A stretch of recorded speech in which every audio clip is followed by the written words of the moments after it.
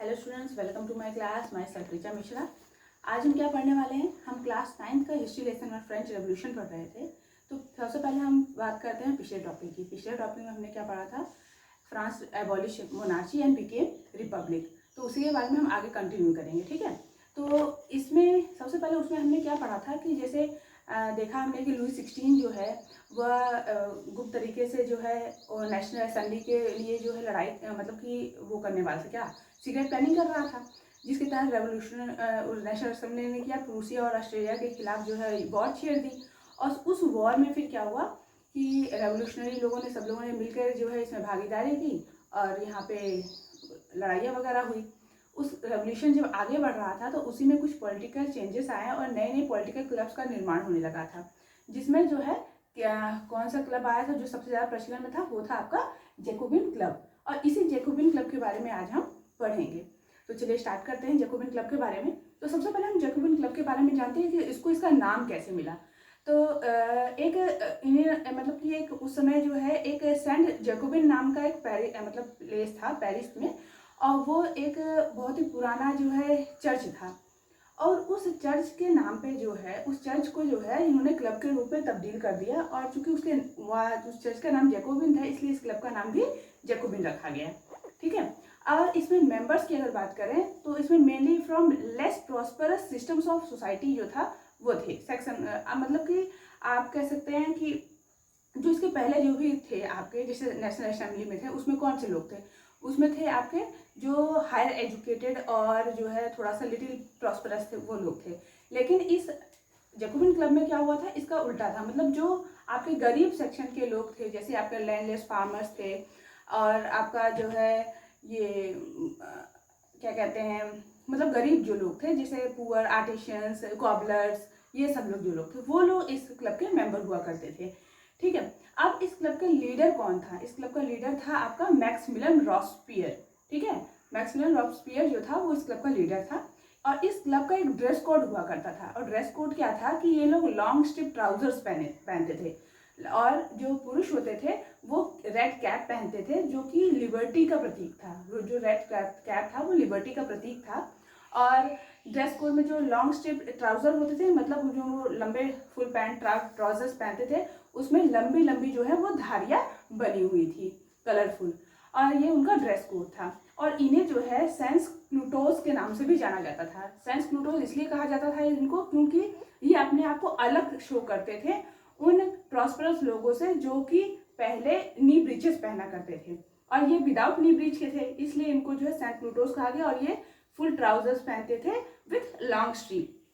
नी breeches क्या है मैं आपको बता दूं। नी ब्रीचेस यानी कि पहले के टाइम पे जो प्रॉस्परस लोग होते थे वो क्या करते थे कि लॉन्ग शूज पहनते थे जो कि घुटनों तक आती थी और घुटने पे एकदम सकरी एकदम कसी हुई होती थी। ये नी ब्रीचेस इस शूज को कहा जाता था। तो प्रॉस्परस लोग इसको पहनते थे, और ये जो लेस प्रॉस्परस जैकोबिन क्लब के लोग थे इसे ये चीज़ नहीं पहनते थे और इसलिए वो उनसे अलग थे, और इसीलिए इन्होंने अपना ड्रेस कोड लॉन्ग ट्राउजर रखा विथ लॉन्ग स्ट्रिप्स एंड अपने आप को सेंट प्लूटोस कहलवाते थे।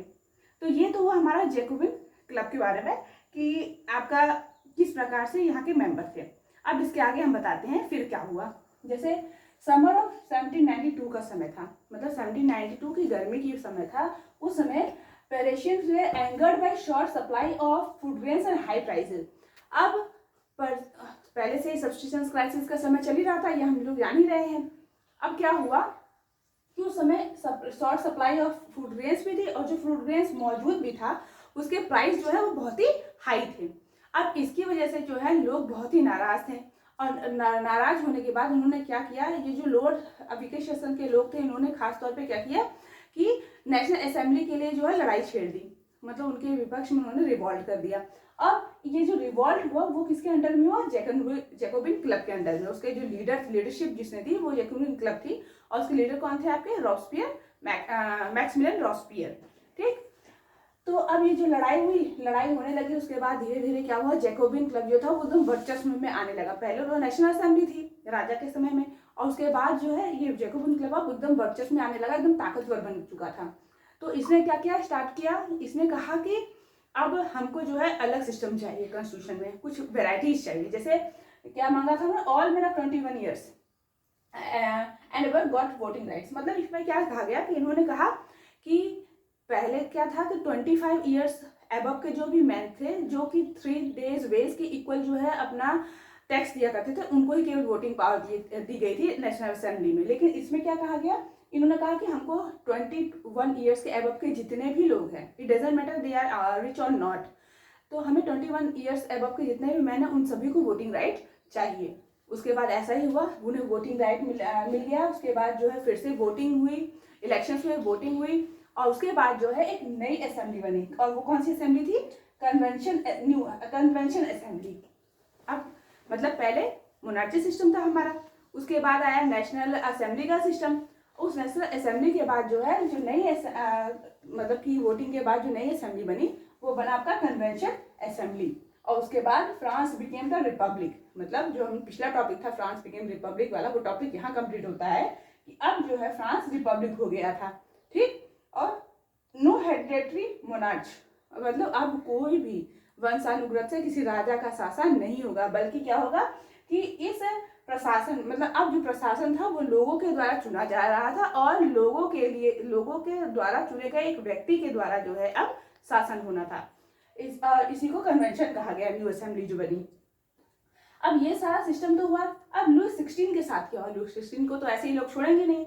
लुई 16 के साथ क्या हुआ कि फिर कोर्ट बुलाई गई, राजा के खिलाफ जो है केस दर्ज हुआ, और उन्हें ट्रेसन यानी कि उन्हें देशद्रोह का उनके ऊपर केस चला, और इस देशद्रोह के केस के चलते उनको फिर क्या हुई, सजा सुना दी गई, और इन्हें सजाए मौत दी गई।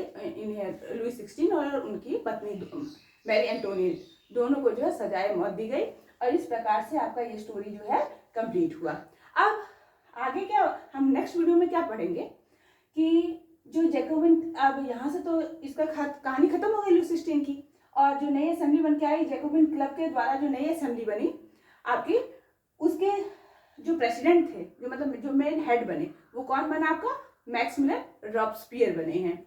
अब मैक्सिमिलियन रॉबस्पियर का जो टाइम ऑफ पीरियड था, मतलब उनके रूल का जो टाइम था 1792 है ये, तो 1793 से 1794 तक का जो टाइम था वो आपका जैकोबिन क्लब का रूल ऑफ टाइम का था, जिसको जो है रेन ऑफ टेरर कहा गया है। अब इस रेन ऑफ टेरर से क्यों कहा गया, और इसके बारे में क्या मतलब उसके उस समय क्या क्या घटनाएं घटित हुई हैं, इसके बारे में हम नेक्स्ट वीडियो में पढ़ेंगे। Thank you.